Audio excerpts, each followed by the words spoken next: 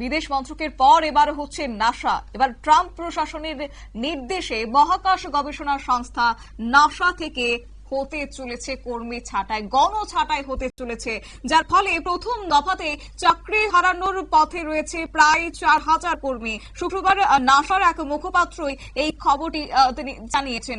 যাব বিস্তারিত, আমাদের সঙ্গে যুক্ত হয়ে গেছে প্রতিনিধি সৌম্য মুখোপাধ্যায়। সৌম্য, কি জানতে পারছো?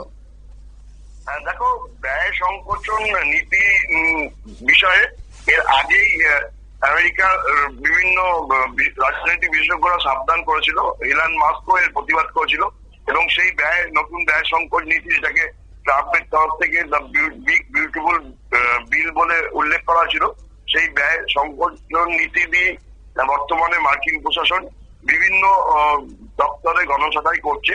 কিছুদিন আগে মার্কিন বিদেশ দপ্তরে 1 লাখ কর্মী ছাঁটাই করা হয়েছিল।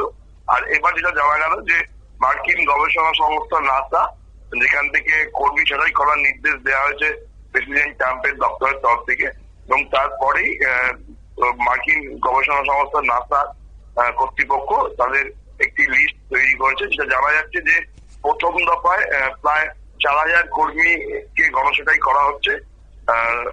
এই বিষয়ে নাসার মুখপাত্র বলেছেন যে বর্তমানে নাসার কর্মী সংখ্যা হচ্ছে 18,000, গণছাঁটাইয়ের পরে তা কমে 14,000 হবে। আগামী দিনে আরো কর্মী ছাঁটাইয়ের নির্দেশ হয়েছে, সেই অনুযায়ী কর্মীদের চিহ্নিত করা হচ্ছে এবং চিহ্নিত করার পরেই দ্বিতীয় দফাতেও আরো কর্মী ছাঁটাই করা হবে বলেই আশঙ্কা করা হচ্ছে। আর এই খবর প্রকাশ্যে আসার পরেই আমেরিকা জুড়ে তীব্র বিতর্ক শুরু হয়েছে, কারণ যেভাবে বিদেশ সংস্থার পরে মার্কিন গবেষণা সংস্থা নাসার কর্মী ছাঁটাই করা হচ্ছে, সেগুলো সমস্ত দপ্তরেই করা হবে বলে জানা গেছে।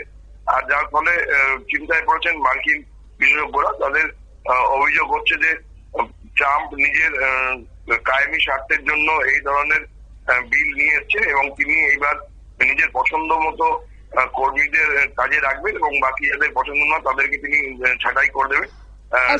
একদিকে এই গণছাঁটাইয়ের ফলে যেমন বেকারত্বের সংখ্যাটা বেড়ে যাবে, ঠিক তার অন্যদিকে কি আমেরিকার মহাকাশ গবেষণা সংস্থাতেও জোর ধাক্কা পড়তে চলেছে?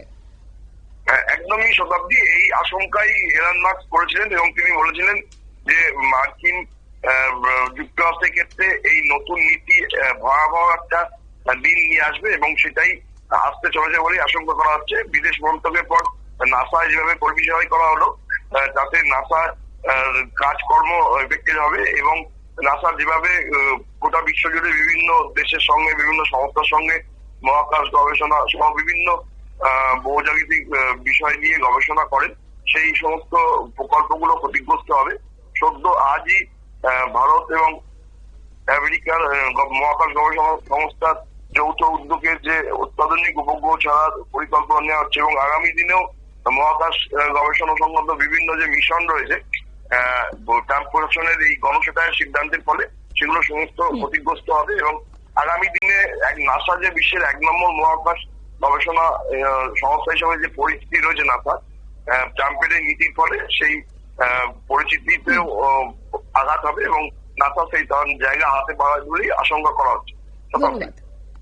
অর্থাৎ নাসায় বর্তমানে কর্মীর সংখ্যা রয়েছে প্রায় 18,000, সেই জায়গা থেকে 4,000 কর্মীর যদি গণছাঁটাই করা হয় 14,000-এ নেমে যেতে পারে সেখানে সংখ্যাটা। তবে নতুন এই ব্যয় সংকোচন নীতির কারণে নাসার মতো সেই সংস্থাতেও যে একটা জোর ধাক্কা পড়তে চলেছে, সেই কিন্তু আশঙ্কা এই মুহূর্তে করা হচ্ছে।